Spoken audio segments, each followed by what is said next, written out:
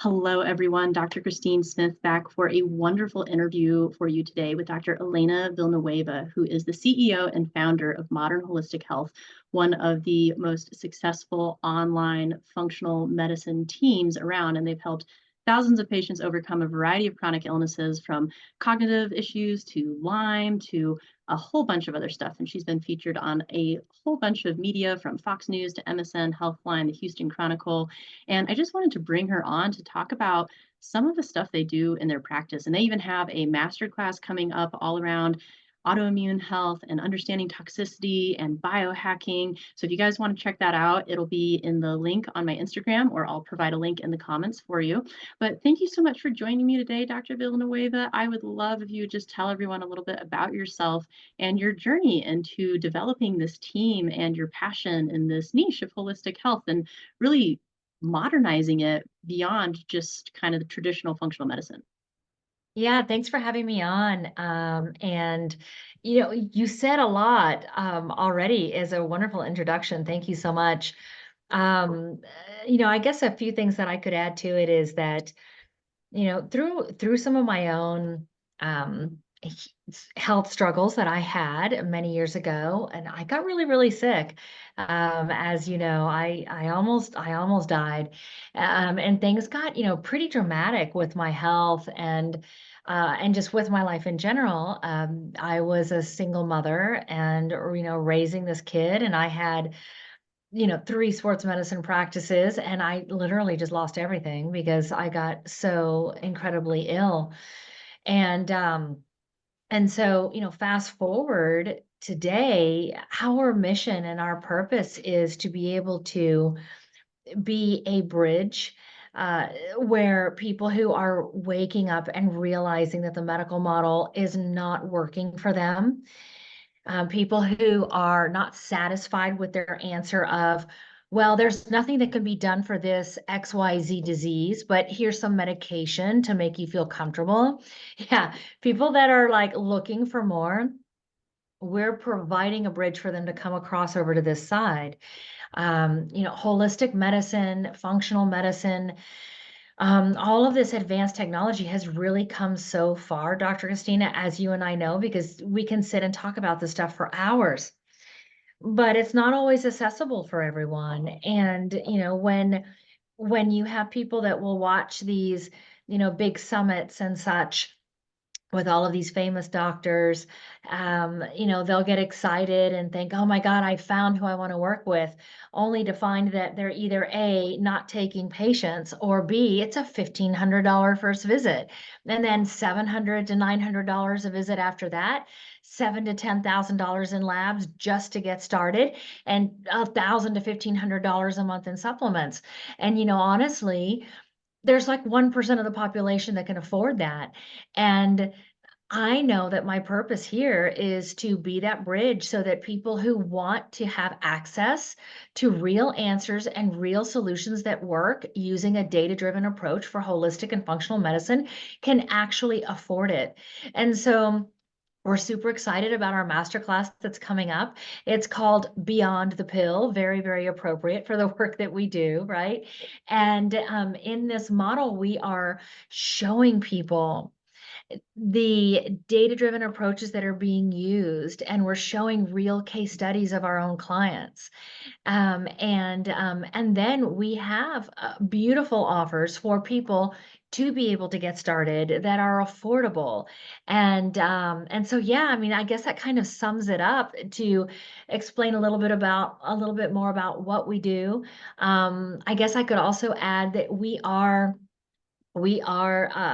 one of the largest of our kind in terms of a holistic educational and coaching platform.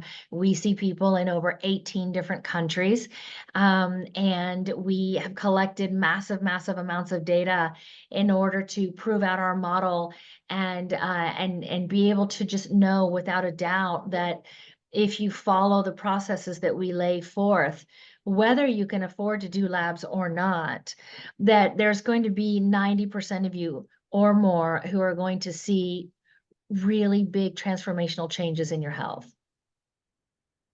That is an impressive number. And I think something to really take into account for people, because not everybody always tracks their numbers like that either. And so I think understanding the results and outcomes that you've had for a variety of people all over the place, coming from a variety of different backgrounds and health backgrounds and what they might be struggling with, it's like health is complicated, but also I think we overcomplicate it sometimes. And really, it can be much simpler than we make it at times. And lifestyle plays such a huge role in all of this. So I think this actually leads beautifully into one of the next things I wanted to ask you, because I know you guys do a ton of education for practitioners as well. And considering the results that you see and the results that you get, even without running a bunch of labs sometimes, what do you think are some of the biggest gaps in healthcare practitioner or health practitioner education today? Well, I mean, if you're talking about the biggest gaps in healthcare practitioner model, and you're talking about, are we talking about the allopathic model? Because there's not just a gap, there's like there's a big canyon in there, like there's a huge, massive gap. But or are you talking more about like in the holistic model where some of the gaps are there? Let's just touch on both a little bit. And, I also want to advocate that I think all practitioners, we all have our role and our service in health, but I think it is understanding each other and how to collaborate as a team, which I know is a lot of what you do, is really the key to everything. And it's like conventional medicine absolutely has its place, but I also think that relying on, medications or invasive surgeries or any of those things should, usually be a little bit of a last resort. So I'm curious as to your thoughts on that. And then also, especially in the functional medicine and holistic healthcare realm, because I know you and I have had a variety of conversations around this, of the tons and tons of continuing education that we've done, but also the gaps that we've run into in an understanding of a true holistic model. Well, so let's start with the holistic model. Sure. In the holistic model, I see a few gaps. One of them is cost. It's just not affordable for many people. As I mentioned earlier, it can be very, very expensive to see holistic or functional medicine practitioners. And then on top of that, most of the protocols that practitioners are taught, while they are effective, they are complex and they are just so many bottles of things. I mean, we've had people come to us having seen other practitioners that are holistic or functional medicine who have come to us taking as many as 72 bottles. I mean, no joke. And it was a man, and he had a spreadsheet because I mean, how else are you going to track it, right? And it's very, very common for us to see people coming to us taking 27 bottles, 35 bottles. And it's super, super complex and it gets really expensive. And so, that's one of the gaps that I see is just the cost and the complexity. But, to your point, it doesn't have to be expensive, and it doesn't have to be complex. I mean, yes, there is going to be some cost, but even if you can't afford to even see a practitioner for a couple of $100 and spend $400 or so a month on your supplements, there are things that you teach. I've seen some of your posts. There are things that you teach that are just so much value, and we teach the same things. Make the lifestyle changes. Eat cleaner. Get an air doctor for your house. Drink, so that you have clean air and clean water.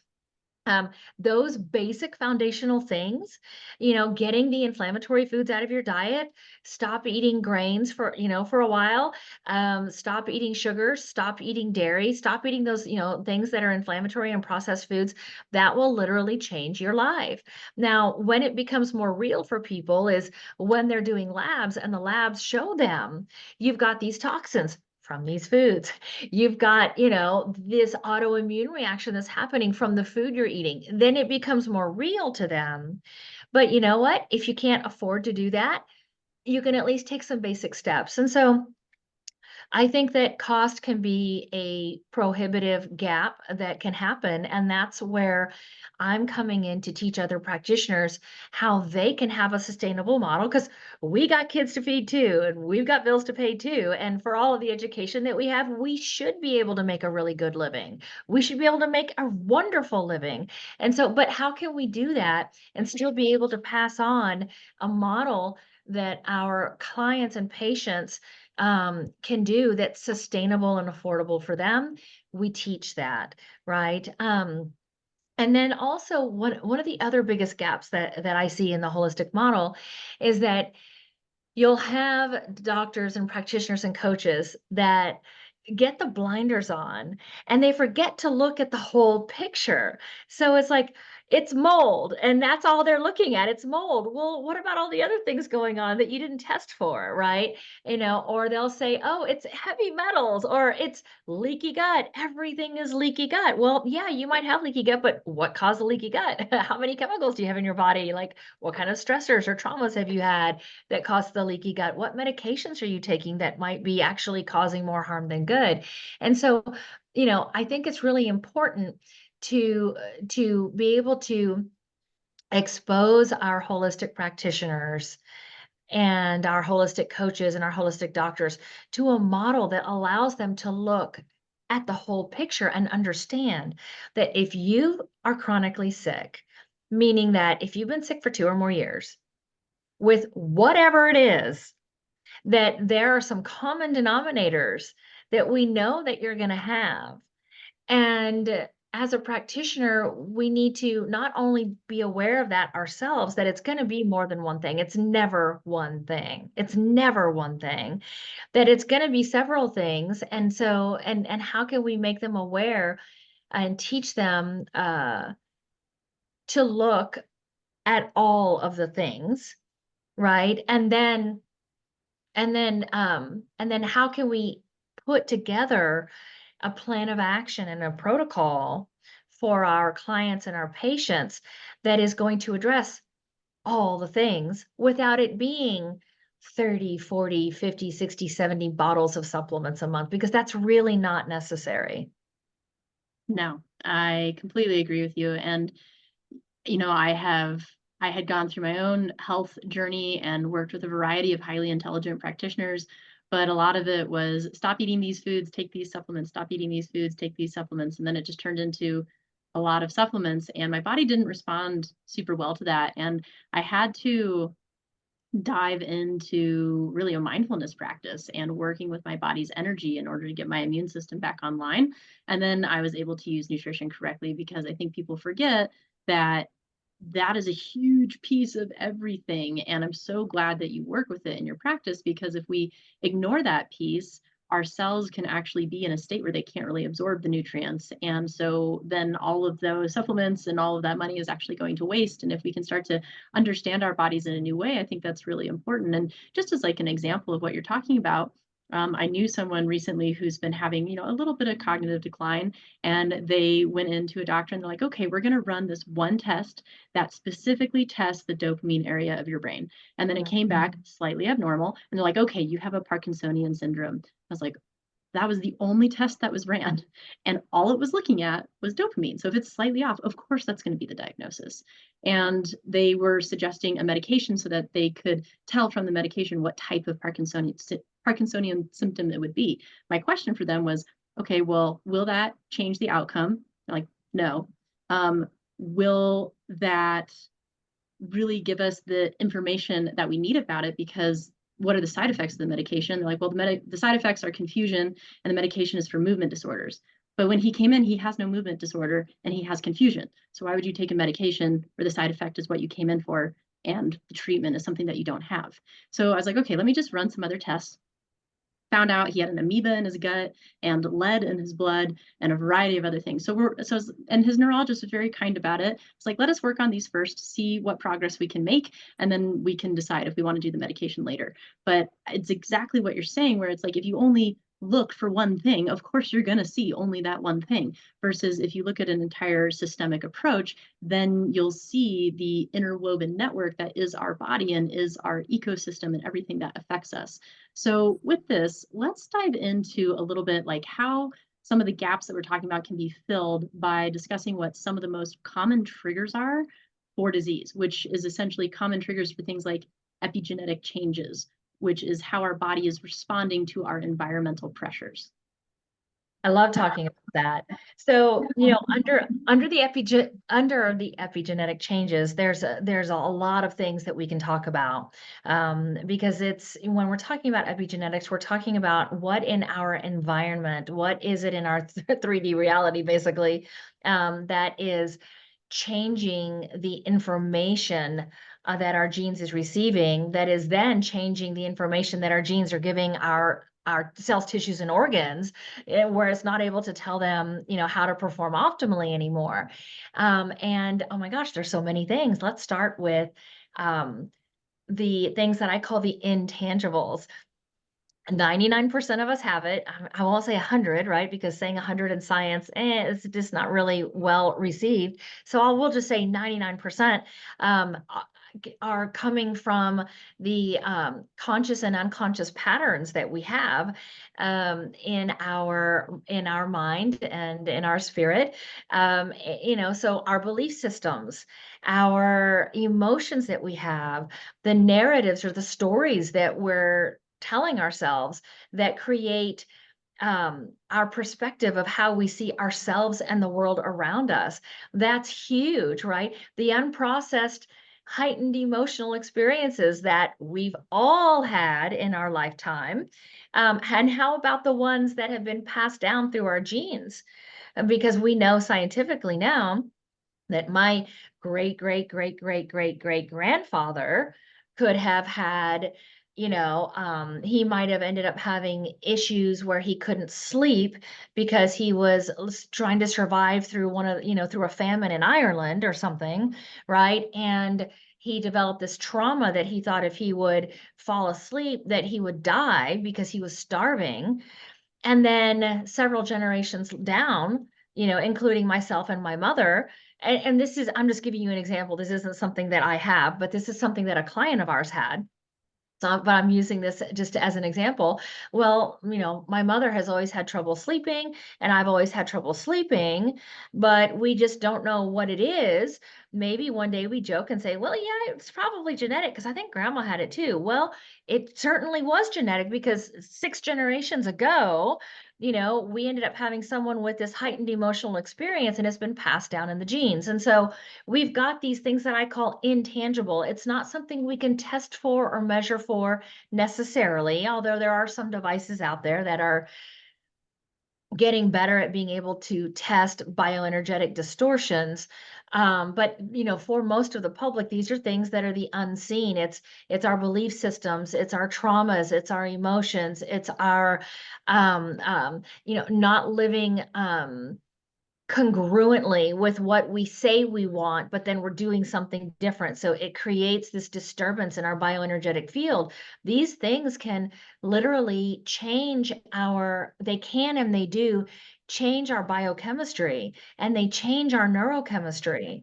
And when that happens, everything inside, basically the biology of our body and our mind is changing. And so that can lead us into disease and it can prevent us from healing. In fact, it can be one of the biggest culprits of why somebody becomes sick and why they're unable to heal. And so that's something that we address in addition to addressing other epigenetic factors like things that are in our environment that we are breathing or eating or coming into contact with.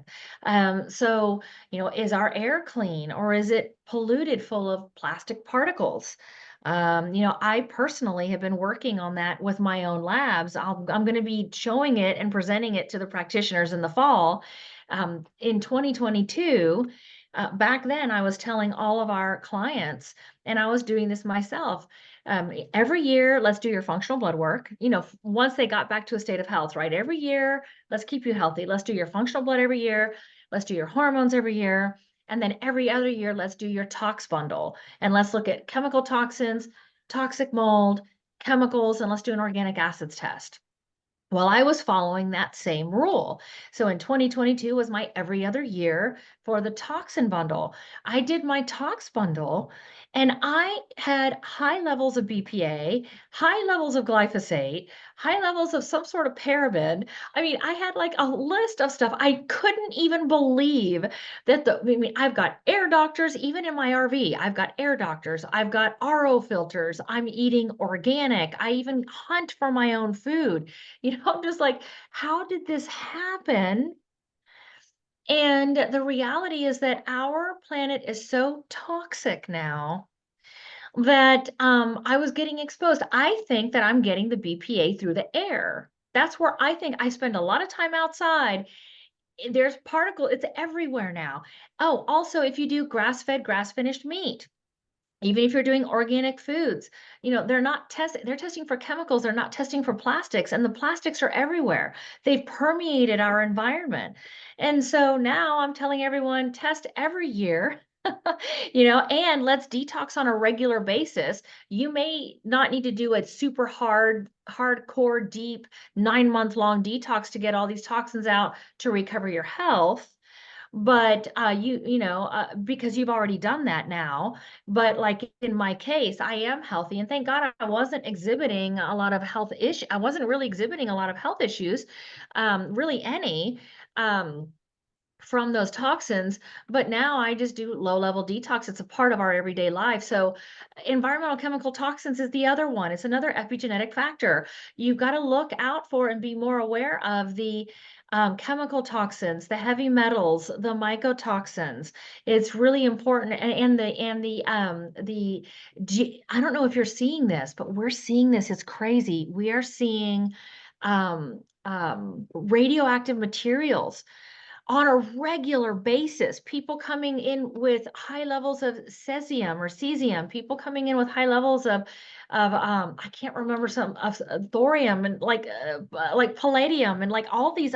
It's just really, really scary. And then you've got all of the electronic toxins that are affecting our epigenetics. They're affecting. Remember, when we say it's affecting our epigenetics, it's affecting our chemistry, our biology, from the phones, all the EMFs, all of that stuff. And so, these are all of the things that we're looking at that are indeed common denominators of why people are getting sick and why they're unable to heal, because the body has this highly advanced technology more than anything else on this planet, that is man-made. The body has this very advanced technology and it knows how to heal itself. But we have created these barriers. These are man-made barriers. We've created these barriers. Yep. And the body doesn't know what to do. And so if you're listening to this and you're sick, please know that your body isn't sick from lack of drugs. Your body isn't sick because it's defective. Your body is sick because of all of the things that I've just talked about. And if you can, work with somebody who understands how to look at the big picture, they will help you uncover all of the root causes that you have and then set you up with a plan of action and a strategy to effectively remove every single one of those barriers to healing, so that your body can then be able to accept and absorb the ingredients that it does need for healing, health, and ultimate vitality. That was so beautifully said on so many levels.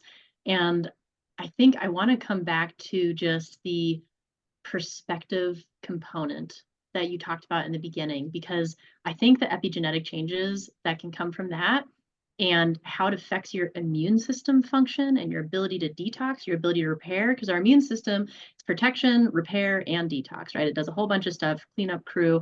And if we are in a state where we feel like a victim, or we feel like there's something wrong with us, or we feel like we're under attack from an outside force, our immune system's going to respond to that.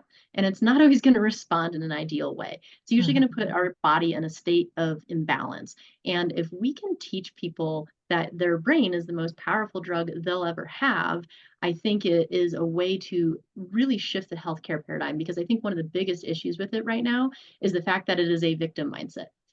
Our entire healthcare system is based around having somebody else fix you. And if we can help people understand that they are born with this innate intelligence and their body knows how to correct itself if it's just given the right tools, and then they're not living in this perspective of, I'm diagnosed with this illness, therefore I identify as a sick person. Your body's going to respond really, really differently if you identify as a healing person who is detoxifying, rather than a sick person that has something wrong with you because you were labeled so that insurance could understand what you were labeled with.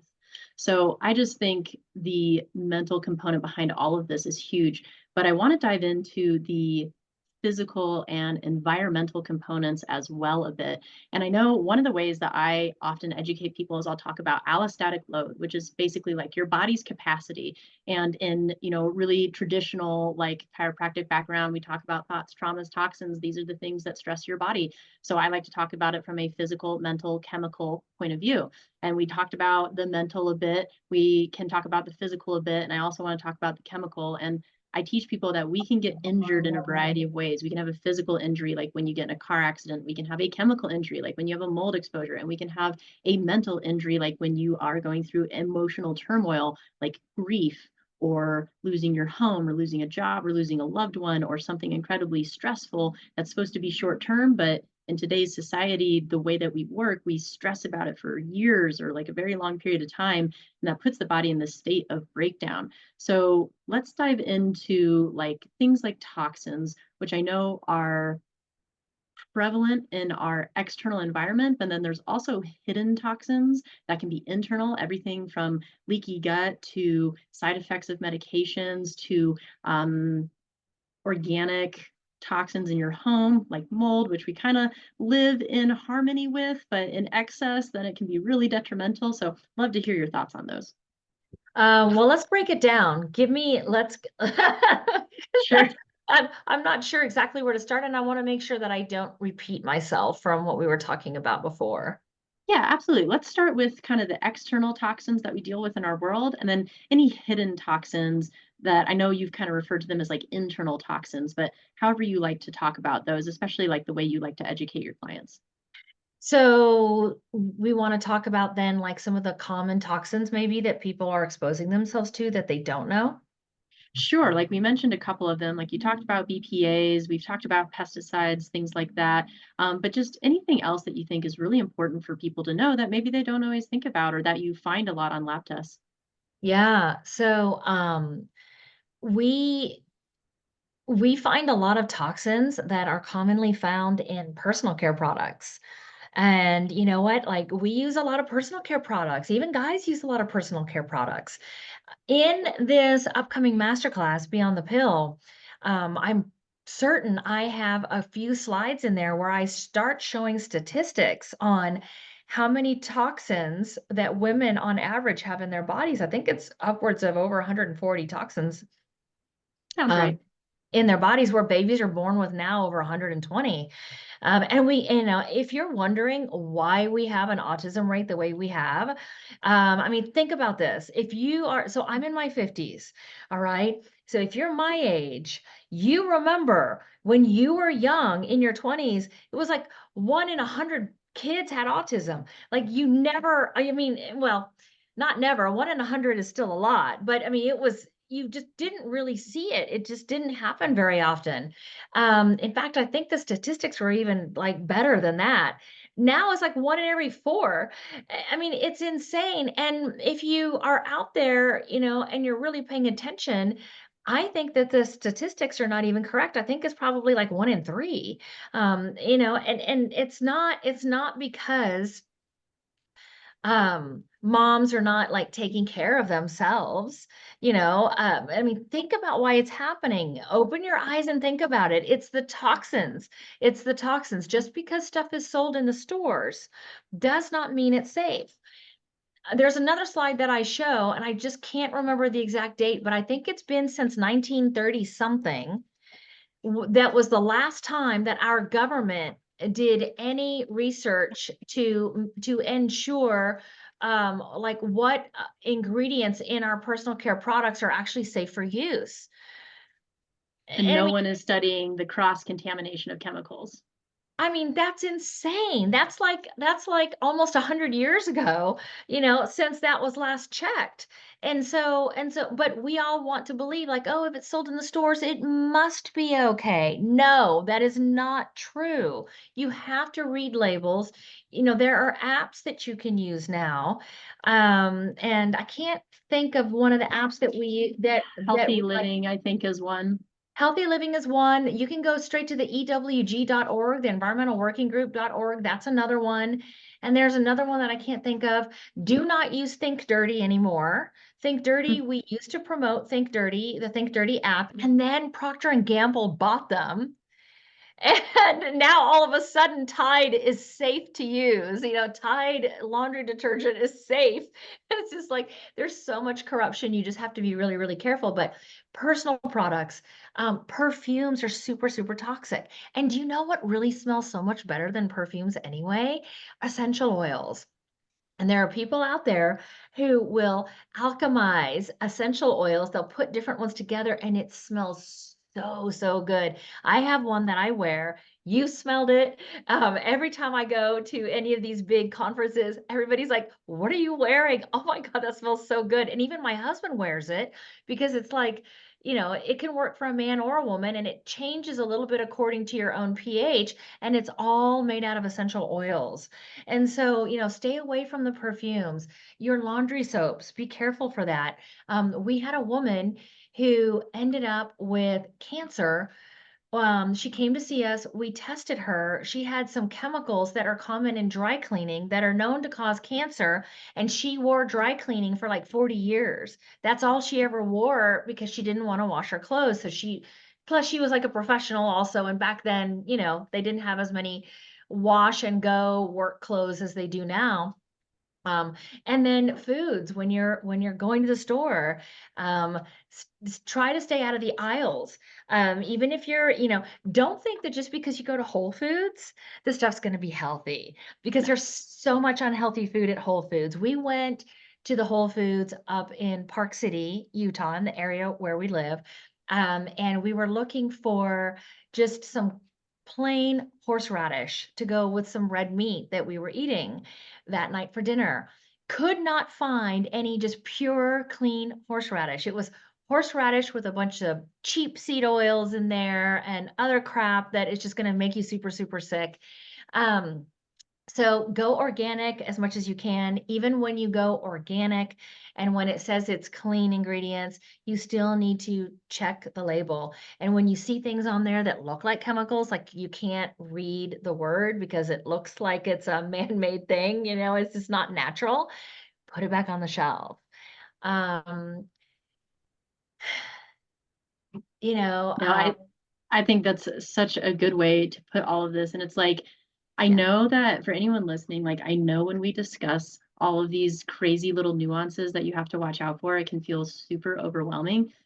It's also just the reality of our world at this point, and the way that you can truly take your power back is just by kind of educating yourselves about these things, which is why I wanted to do this with her and why she's running the masterclass that she is because we want you guys to understand how to look out for these things. And I had this thought pop up when you were talking about perfume and things like that. And one of the other effects that we don't often think of in our society is when we are coated with chemicals and we're on a bunch of medications that are changing our hormones and changing our pheromones, we then will like get into relationships with people that we're, vibing with really well. And then all of a sudden we'll shift all these medications and we'll shift all these other chemistries. And then all of a sudden our pheromones and our hormones change, and your connection with your partner can shift because you met each other in a chemicalized state. And then we wonder why we have rates of divorce going up and things like that. And it's pretty That's interesting so to watch true. how they go up with the rate of birth control. So just concepts to consider that, these chemical things expand beyond just your physical health, even into your personal, emotional, spiritual, energetic health with the people you connect with in your life, because it changes your brain chemistry, changes your hormones, changes how you function in your life. So I just wanted to throw that piece in there because it came to mind while you were talking, and it goes deeper on so many levels. And I know, like, we're talking about a lot of external toxins, and then if we start to shift to like some of the ones that you deal with internally, like mold and other things like that, I mean, man, I know that the sickest I've ever been in my life is when I had a unknown mold exposure, and it wiped me out. And I was like a pretty resilient person. And it was a very humbling experience because I was also a practitioner, and I had all of the supplemental tools at my fingertips, and none of them were quite hacking it. And I had to really go do some internal work with my energetic system of my body and that perspective that I was having on things, and then slowly be able to bring things back in by listening to my body. So I'd love to hear about either some of the cases that you thought have been really interesting, or any experiences that you've had around some of these like internal toxins that are unexpected. Oh my gosh. These toxins that people end up getting inside of their body, the body can only handle so much toxic load before it starts to exhibit symptoms that turn into conditions that eventually turn into disease. And what I have found is that any and all of these external environmental toxins, once they become internal toxins, once they're inside the body, they really can manifest as, you know, any kind of symptom, condition, or disease. There are a lot of factors. What combination of chemicals do you have? What is your bioenergetic resonance doing based off of your thoughts and your emotions? How is that affecting the chemistry also? What are you eating? What kind of relationships are you in? All of these things play a factor. So there's like a million different variables, but we've seen some of the craziest and most amazing cases. We have, so we are seeing, it's pretty frightening. We're seeing neurodegenerative diseases skyrocket. They are becoming the number one killer of people around the world. I show statistics on that in another masterclass that I have called Your Brain and Mental Health. And that really hits home for me because when I got really, really sick and almost died, one of the things that happened to me is I developed aphasia and I developed dementia. I didn't even know my kid's name. I didn't know what day it was. It was super, super frightening. And we're seeing more and more of this with people of younger and younger ages. So one really interesting story is a woman out of California who came to us with Parkinson's, and she was already in a wheelchair, and she wasn't even 50 years old yet. She was like 47 years old. Super, super sad, but super, super happy that she came to work with us because she's walking now. She's out of her wheelchair, doesn't need a walker. She's fine. And what had happened was she had a lot of chemical toxins and mold in her body. And so as we started working on getting that out, she started getting her functionality back. And so that, I mean, that's one story that is just from my perspective, that's an amazing story, right? But the stories don't stop there. I mean, we have so many stories. We have one recently of a baby that we've been working with. I don't remember if this baby is out of the UK or out of Ireland, but this baby was in like a covered in rashes, like psoriasis type thing, like just really, really, really bad. Like the baby was one big scab. And I don't know if you're noticing this or if any of you that are listening are seeing this, how there are more and more babies now that are covered in these rashes. And these doctors are putting them on steroids, which should only be given long term if a person is terminally ill and they're going to die.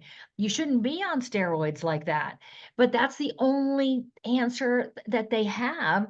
It's the only solution that they have, and it's only helping with the symptom, allowing the problem to get worse. Well, Well, this and then I baby, think about developing your immune system yeah. as a child and infant around steroids, and then it's like your immune system doesn't really work correctly the rest of your life. Exactly, exactly. And so this baby had some chemical toxins, and this baby had mold, and this baby had some horrific GI issues. Which is expected. I mean, the baby's got is full of toxins. How is the baby gonna have a healthy GI tract with all of those toxins? And, this baby came to us, one big scab, super, super sick. Mom was just so, so scared, and baby now has no more problems. Baby's skin is fine. There's no more issues.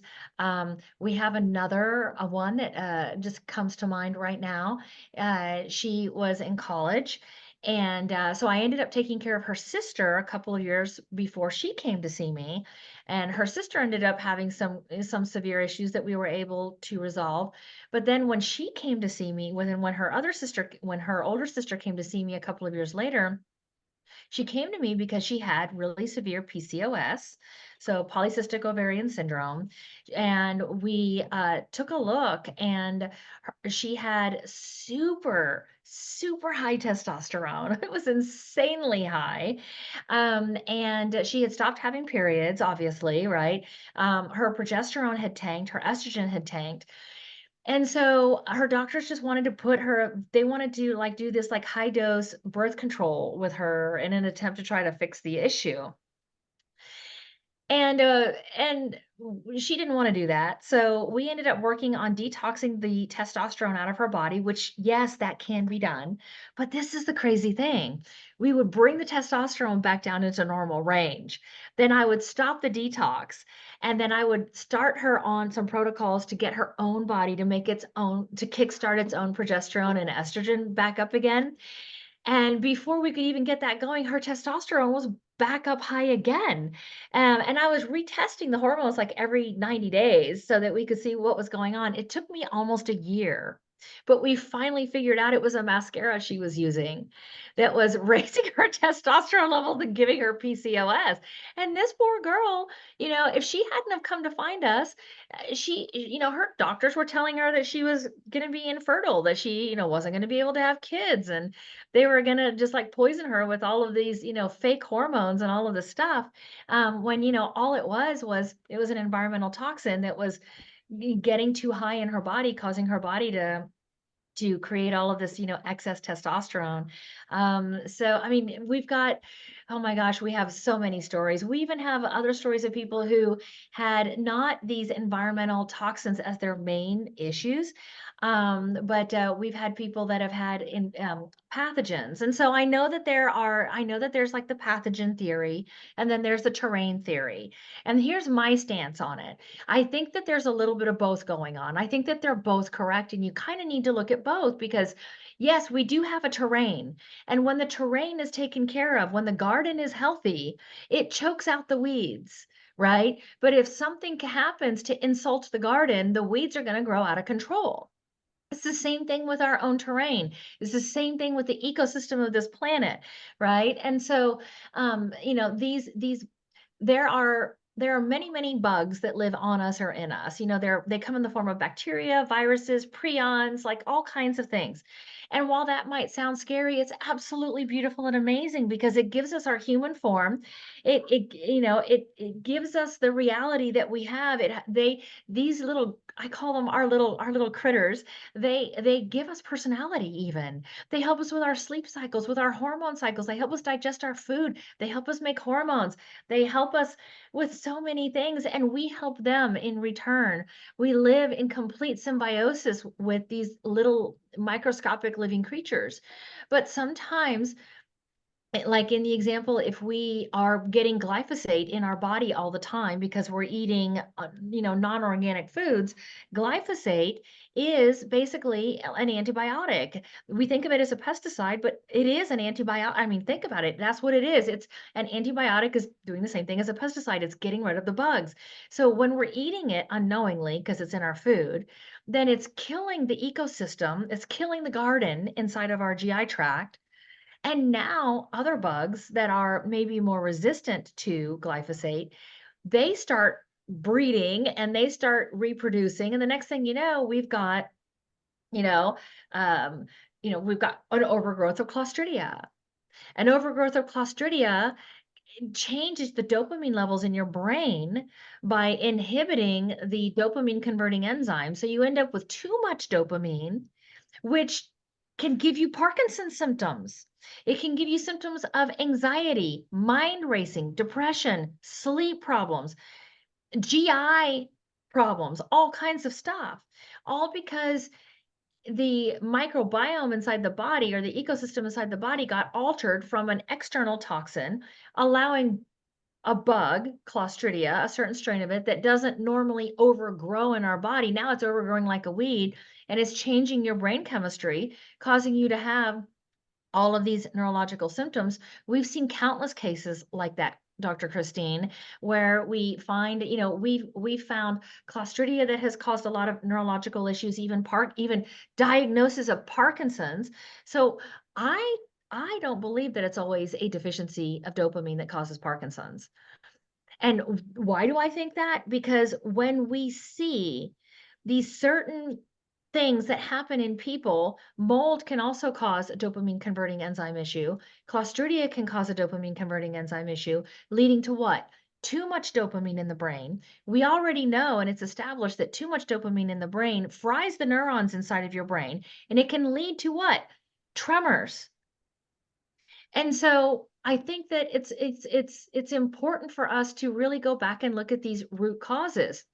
But we've seen many cases like that. We also have had a case, this is crazy. What is Toxoplasma gondii? So that is a pathogen that is oftentimes found in cat feces, and it can be found other places too. This is one of the reasons why they used to tell women, if you get pregnant, like don't clean out the litter box, okay? But that can cause suicide ideation. It changes the neurochemistry and changes your personality so dramatically that it can cause suicide ideation. We've had at least 6 of those cases in the last 5 years where somebody was suicidal, massive depression, they weren't responding to the medications, having all these issues. It turned out to be toxoplasma. And so, anyways, there's some more examples of some cool, crazy cases that we've seen. I mean, I'm so glad that you pointed that out and that you brought everything back to the gut as well. I mean, I talk about gut all the time because to me, like, I am incapable of seeing systems as separate in the body anymore. Like, I can't think about them separately.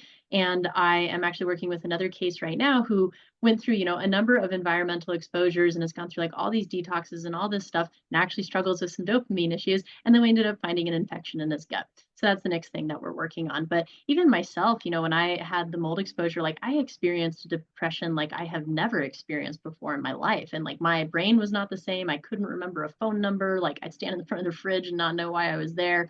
It was a really scary time. And then it's funny because it's like I've dealt with enough cognitive decline through like various people in my life that I've watched the process that they go through. And there was one time with a client who basically declined really quickly.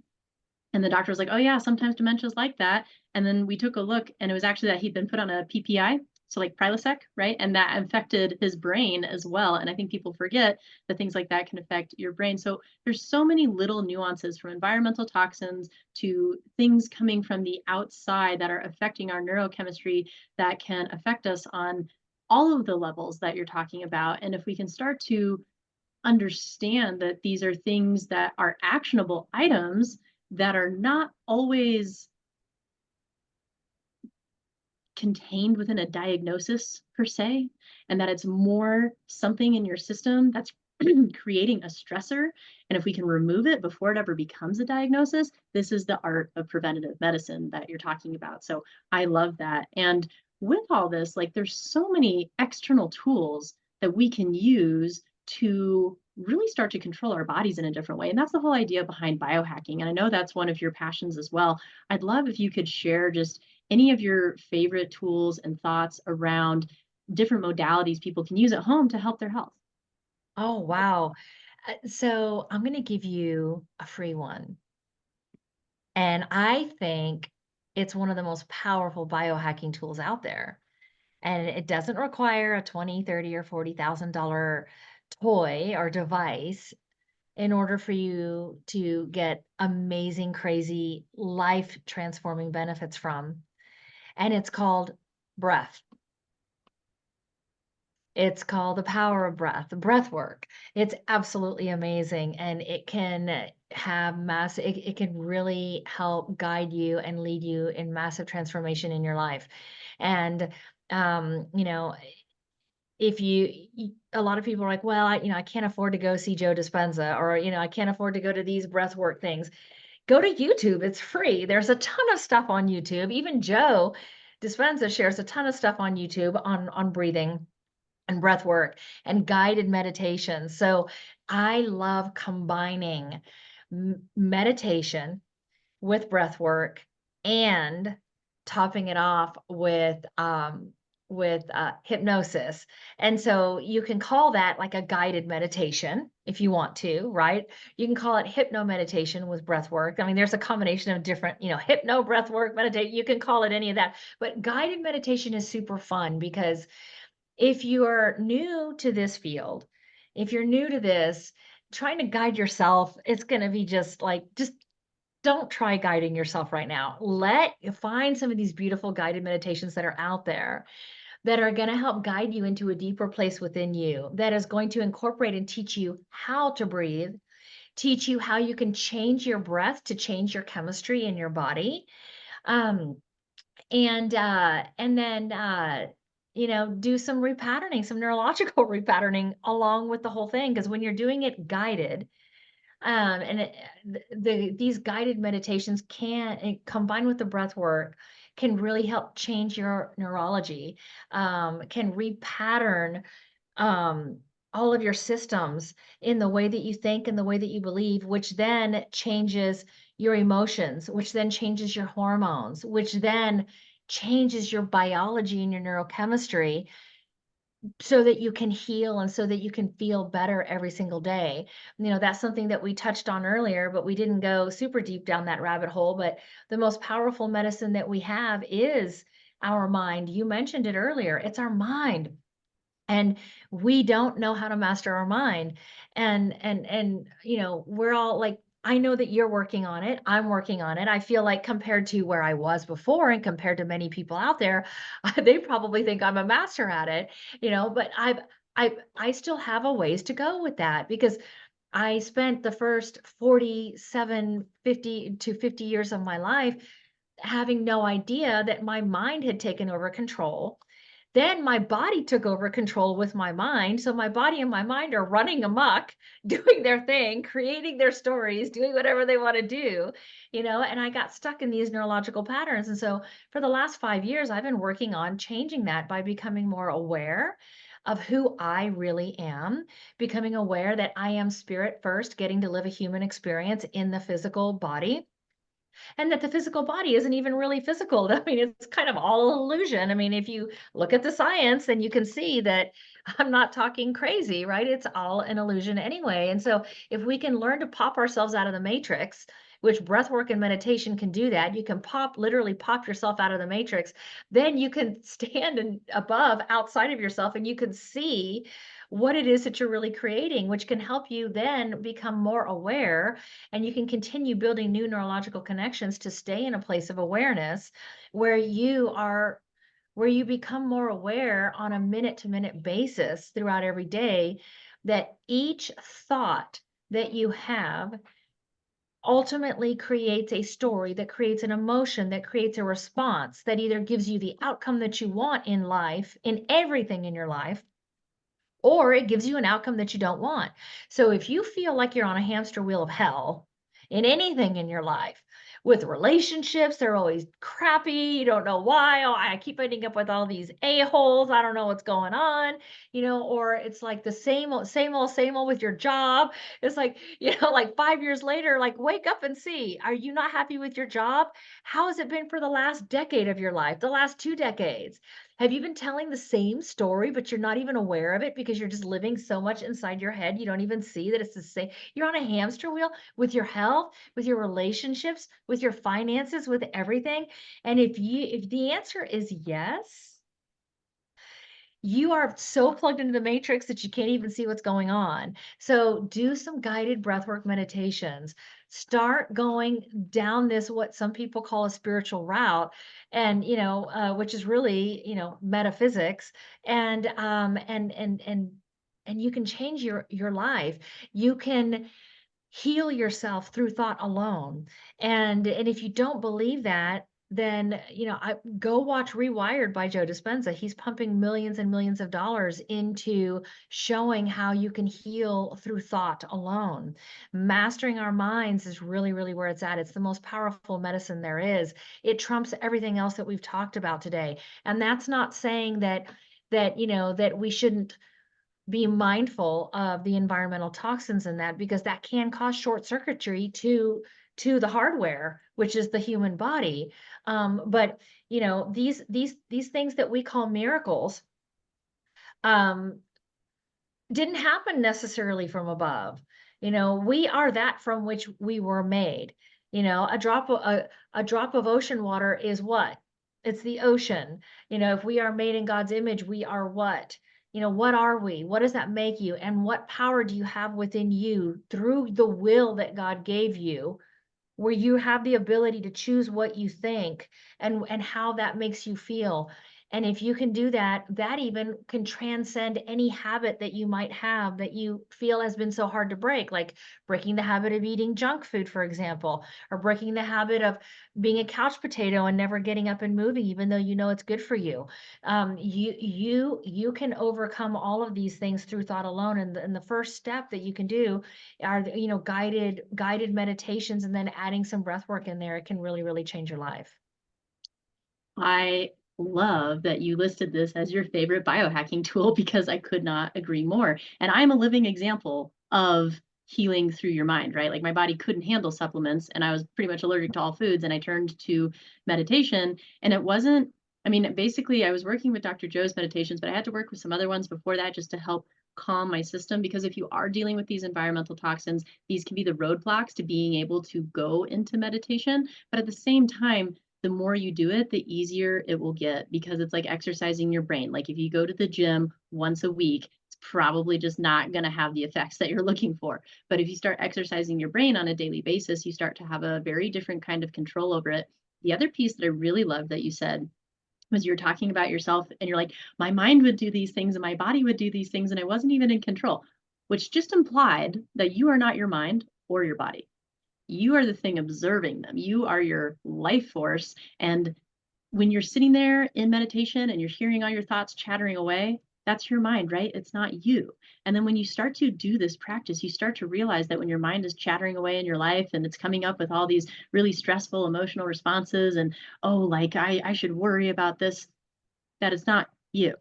It is your chemistry and your running mind. And there's a number of great authors, from Pema Chodron to Michael Singer, who talk about these concepts of starting to really befriend your own mind. And that's a lot of what meditation and mindfulness that we're talking about is. And if anyone's curious, I mean, there's so much stuff all over YouTube. I even have a couple guided meditations on my channel. I also have a bunch that I make for clients, and those are on my website. So feel free to check them out. I love Dr. Joe Dispenza's work. Insight Timer is an incredible resource as well, and has a whole bunch of people on there. So just know that these tools are available to you, and it's your chemistry. And when it comes back to breath work, the other thing that I think people forget to think about, we just think of our lungs as these things for breathing. It's actually a huge part of your immune system. It's also the thing that maintains the chemistry of your blood. So if you want to change the chemistry of your brain, change the chemistry of your blood using your lungs. That is kind of how breathwork can have such a deep effect and really start to get you into a different kind of meditative state than you would get into all by yourself, without incorporating the breathwork. So I have found in my own practice, since I've incorporated breathwork, it's really changed things. And there's practices for that, like Qigong or even like Vinyasa yoga, like all of these different things kind of incorporate breathwork in their own way. So I think everything you covered is huge. And I could talk to you about this for hours upon hours, but I know you're busy and I want to honor your time. If people wanted to find out more about you, or wanted to work with you, where would you send them? Or if they want to, and for the masterclass, for anyone interested, the link is just in my bio, so go check it out. But if they wanted to work with you, yeah, what would be the best place? You can check out modernholistichealth.com. You can go straight to our website, and we're constantly making updates and stuff to it. But if you want to get to know us even more, check out our YouTube page at Modern Holistic Health. We have so much amazing information to share with you. We have all kinds of topics on there, things that we've talked about, classes that we've taught, we've posted those up. And so go and check us out over at Modern Holistic Health on YouTube. Perfect. Thank you so much for making the time to do this today and for sharing all of your wisdom and just everything that you're working on. I really appreciate it.